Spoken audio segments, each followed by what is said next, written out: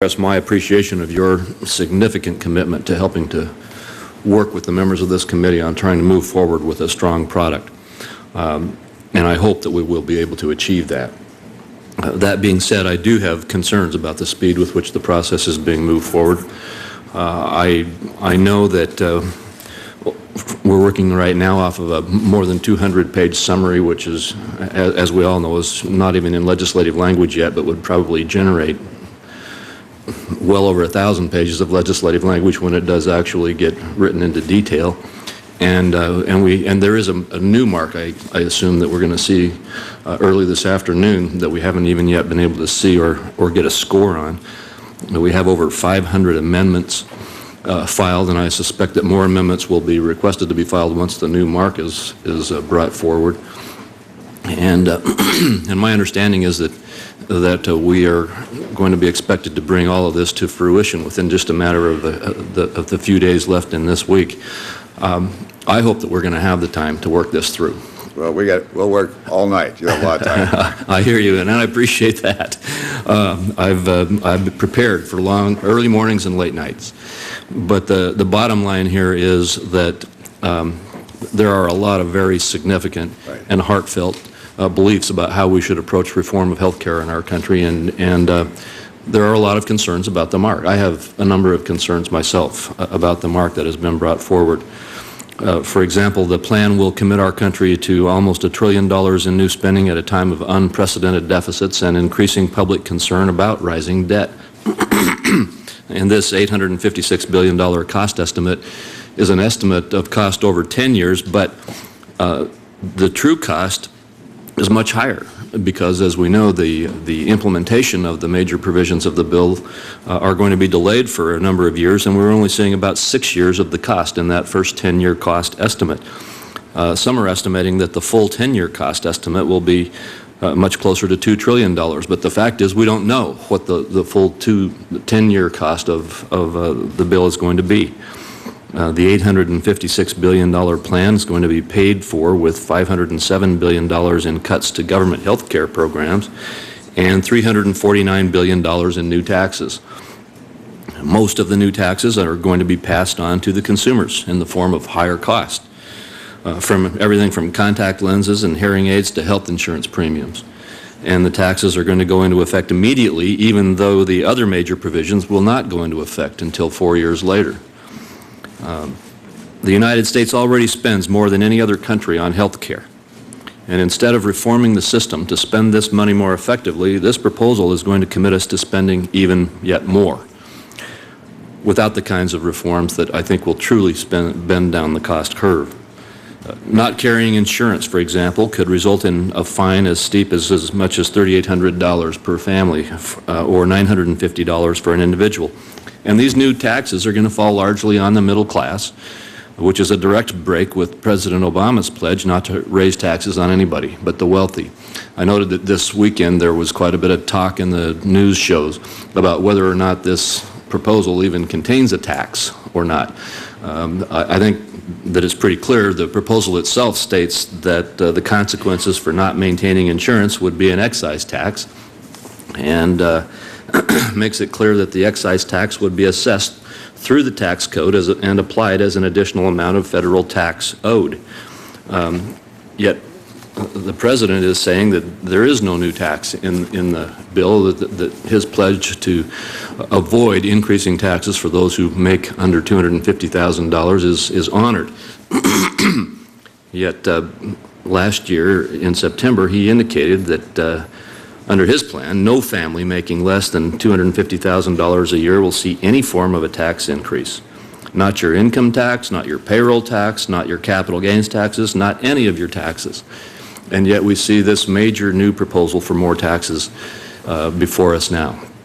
The plan gives unprecedented power over reforming Medicare spending and benefits to an unelected board that would be given authority to determine payments to providers for Medicare with limited congressional review. And there are those who already have raised significant concerns about that delegation of authority to manage Medicare.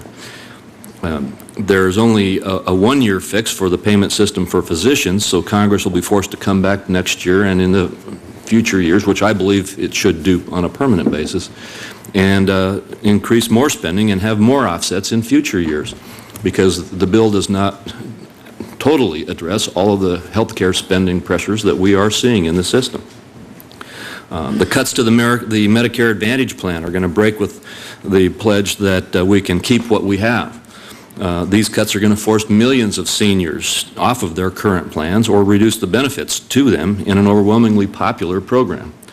The bill is going to put an unsustainable burden on states through the unprecedented expansion of Medicaid, a government program that is consumed by waste and fraud and where we should be finding more savings. And in states, many states now, less than 50% of the doctors accept new Medicaid patients, so it's not clear what the increase in access will be available under the proposal.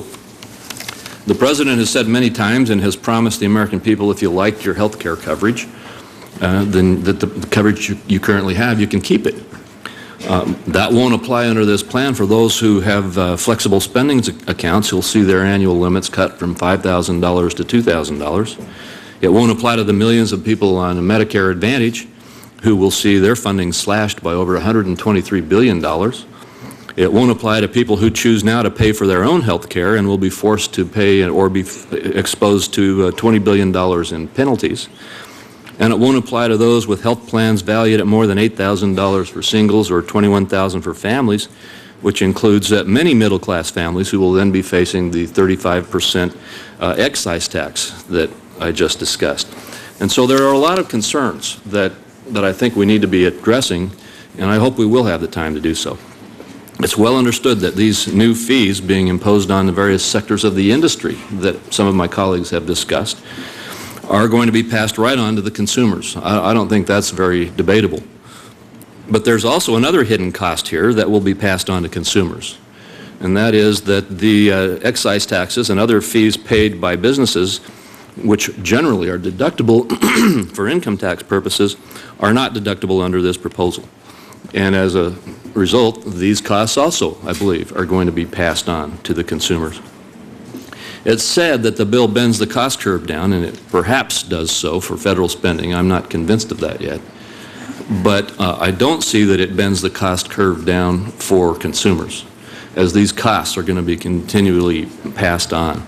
And people are going to see either higher co-pays, fees imposed by pharmaceutical companies leading to higher drug prices, or the fees that some have already talked about for higher medical device prices, leading to people paying more for everything in medical devices, from home oxygen tanks to other vital medical services.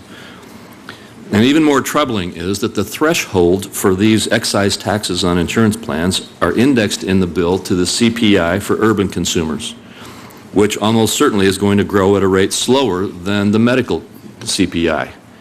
And that means that within just a few years, we're going to see pretty much any health insurance plan, from your standard Blue Cross Blue Shield plan to even the lowest value bronze plan created under this exchange, subject to a potential 35% excise tax.